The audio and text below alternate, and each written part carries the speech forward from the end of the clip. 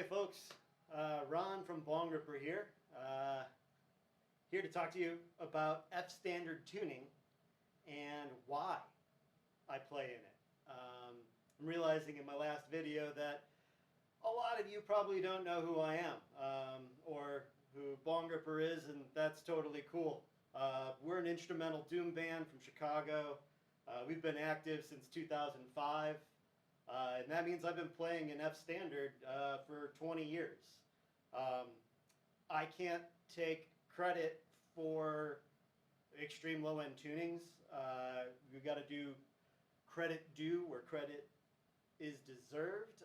And the guy who pioneered this is a jazz musician named, or bass player, musician, really cool guy named Jocko III X. He has a record called The Low C Sharp Theory, in which he had the first electric subcontrabass made. I forgot who made it offhand, but I do remember that Dean Markley was the first company that made really heavy strings for it.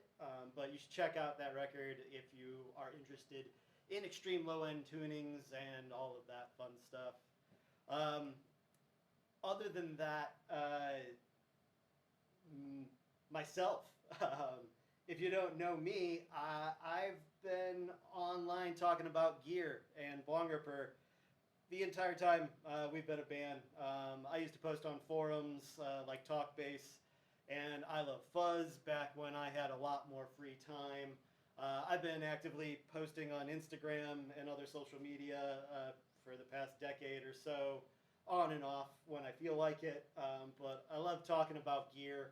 I think about it entirely too much, and honestly, that's kind of the point of all of this, is that I know so much about the gear I'm using and how I use it. I just want to talk about it. So I'm going to do that, but just a heads up, we're talking about weird tunings. I'm going to play with a pick. I play with distortion on all the time. And if you're not into those things, that's cool. Totally cool. Why am I playing in a ridiculous tuning like this? Because I can, and it's awesome. And I don't care if you think it sounds like shit. You're right, it does. But everybody's ears and brains work differently, and when I was 19 years old, I wasn't aware of anybody else doing something like this, so I just wanted to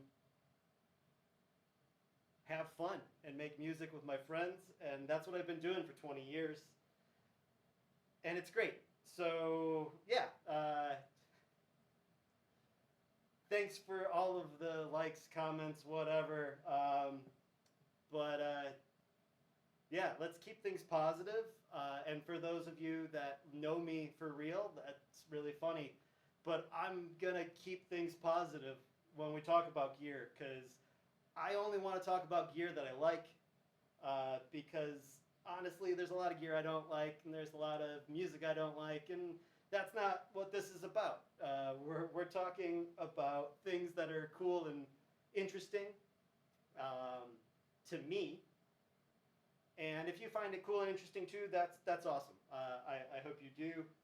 If you don't, honestly, I don't care. I'm going to do it anyways. So yeah, standard F tuning, or F standard tuning. It started on guitars.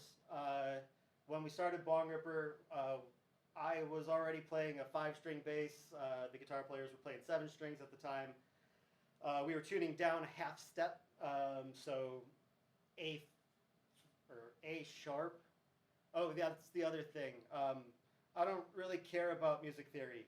I know that it's important, but it's a bunch of rules that I don't care about. I know enough of them to make sure that what I'm doing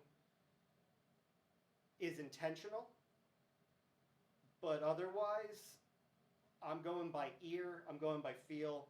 I took lessons in high school with a lovely gentleman named Nick Weiss, who tried his best to get me prepared for the world of music theory, but all I wanted to do was learn how to play Metallica riffs poorly, and I don't remember any of them. So yeah, we'll talk about the bass, and I'm actually going to play it, don't worry. Anyways, we started doing the band by just detuning the guitars as low as we could at first, and anyone who's done that, you know it's not sustainable for very long. So I was looking at a set of strings, and I'm like, I think 7-string set ends at like 56, 52, somewhere at that. And I was just looking at my own bass strings at the time, and I'm like, hey, the 70 gauge D string from my bass probably will fit on a guitar. Spoiler alert, it did not. I had to use a drill to bore out the saddle a little bit, but then it did fit. And we tuned the guitars to F standard from there. So for the first couple Bongripper records and shows and everything, I was playing an Ibanez ATK 305 5-string bass, and I would just raise the action as high as I could and detune it until it was in the correct pitch. I was still figuring things out, but you know what? Things don't have to be perfect. This video isn't perfect. I'm going to screw up a bunch of words and stuff, and y'all can make fun of me. I don't care. But yeah, so when we first started, I was just playing the bass kind of lightly. In those days, I was still playing fingerstyle too. So if you want to hear what it sounded like, go and listen to the Great Barrier Reefer. It's on streaming. It's on a link that I'm sure that I've put below, and if not, I'll do it eventually. But yeah, you can hear what I was doing on that record. Take a listen to it. If you like it, awesome. If you don't, awesome.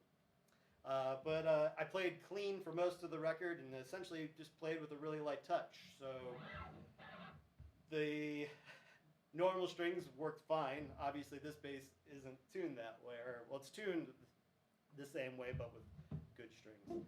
But yeah, so you know, just clean low F sounded something like.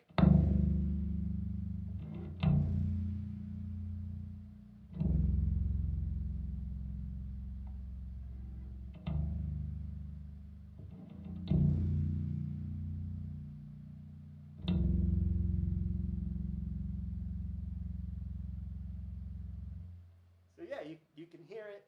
It's low, but it's still audible. I think the fundamental pitch of the low string is actually around 22 hertz. Most humans stop hearing at 20, but you're hearing a lot of harmonic content in it as well. So that is what's going on. And before I started to figure out how to make it sound better by using bigger strings and longer scale basses and whatnot, my first trick was just to cover things up with distortion and such. And even just a little bit of distortion can add enough character to a note or whatever. Just, I don't know, you hear it.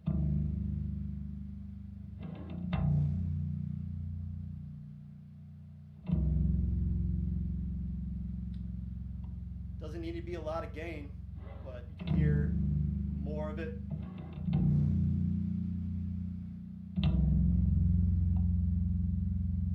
That's a Damnation Audio MBD that I just clicked on. I'll eventually make it so you can see the pedal board or something, or not. I don't know. I don't care. Cool. So yeah,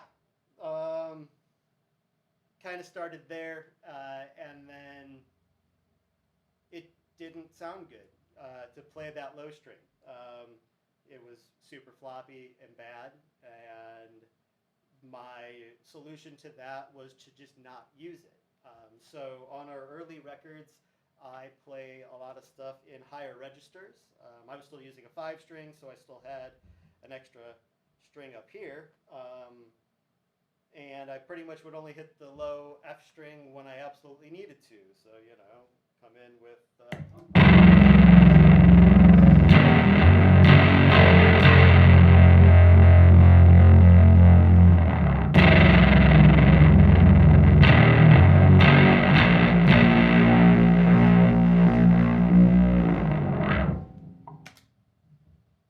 distortion, makes it sound bigger. Hell yeah. But at the time, I was using strings from various companies, I believe Conklin, SIT, Labella, a bunch of different things. I tried some really heavy gauges, like upwards of 200. I tried lighter gauges around 155. Ultimately, everything kind of just sounded like a dull thud, which I can sort of replicate here of like this is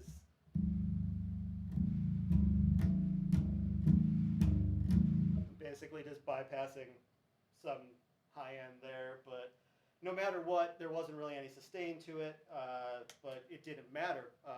We were still recording records and playing music, so it doesn't have to be perfect, but I kept doing it. Eventually, I started using a lot more chords and octaves when I played because I wasn't getting sustain from that low string. So a lot of my bass lines, especially on like Haight Ashbury and Satan Worshipping Doom, I'm playing without using that low string when I can, and supplementing it with octaves and chords and whatnot. For example,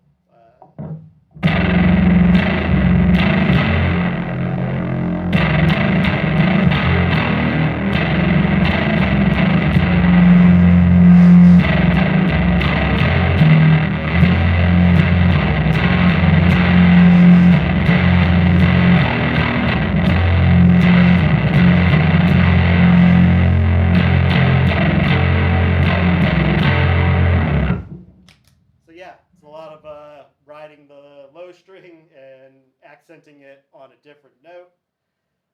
And then at that point, I think I was still playing 5-string bass that my uncle and I had made. I'll bring it in here. We'll talk about it eventually.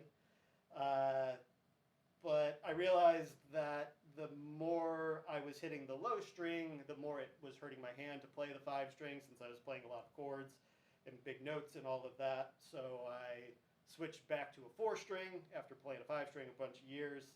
It was around that point where I switched to playing with a pick as well, because I was working as an ice cream delivery man, and all my calluses would just shred from my hands, and it sucked. So I still wanted to have band practice, so I started playing with a pick. Turns out I think it sounds awesome, so I kept using a pick even after my hands healed, and I've been playing with a pick since about 2010. Anyways, I switched to 4-string basses, and that's the point where I discovered Kalium strings. I believe they were called Circle K back in the day, but currently Kalium strings. I forgot to talk about that in the first video, but yeah, Kalium strings are what I use. And again, 192, 142, 106, 078.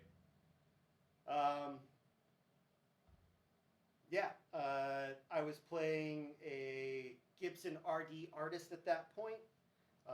And if you were not aware, Gibsons in the 70s have a slightly longer scale, which was 34 and a half inches. I don't know why, but RD Artists, RDs, Rippers, Grabbers, and I think the Victory bass all had that slightly longer scale for who knows what reason, but they're cool. And that was an awesome bass, but it was super neck heavy, and it had active electronics. Then while I got some good sounds out of it, it sounded different every single time I picked it up. And then I switched to an electrical guitar company bass, EGC, one of the aluminum ones, which I've been playing for about the last decade. If you are familiar with me or have seen Bongripper, that's probably what you saw me playing. I still have it. I'm still using it. I'm using it in another band I play in called Saxes. We just recorded a new record that I'm very excited for y'all to hear. It should be out later this year. I don't know. I'm just rambling about this stuff now. I eventually ended up here after the EGC on this Dunable Cyclops. And it's my favorite bass that I've had in F standard. Again, been doing this for 20 years. It's not too heavy, it balances well, it doesn't hurt my hand to play it. It sits really good in the mix. That's another important thing here, is that if you don't like how this sounds by itself, yeah, it actually sounds way better when there's the guitars going. And that's kind of the point. It melds in with everything and creates a very large wall of sound. If I wanted my ego to be stroked or whatever, I would dial in a different tone that would cut more and have like a more attack. Although I do have quite a bit of attack in the distortion and whatnot, because it's a dense mix and I want to be heard, but I don't need to be the most important thing on stage or anything.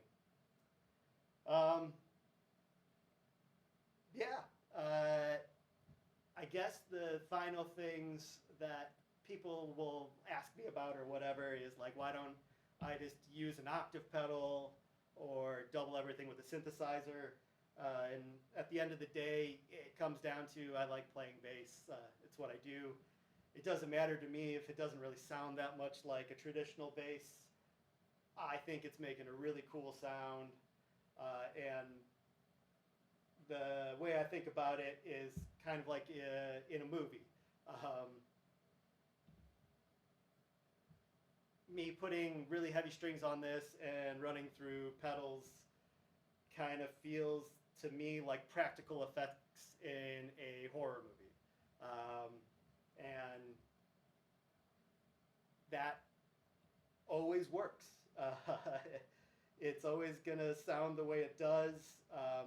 Yeah, it might sound better or more perfect if I was using an octave pedal or something and digital manipulating it or whatever, but honestly, I don't like how that sounds. I think this sounds really cool. There's a lot of people out there that also thinks it sounds cool because I've been able and fortunate enough to be doing this as long as I have. So yeah, I think I've rambled long enough here. I'm sure I missed some things again. I'm just winging it. We're doing these all in one take. I hope you enjoy hearing about why I'm playing in F standard. Because I can. It's my gear, and I like it. Yeah. Thanks for tuning in.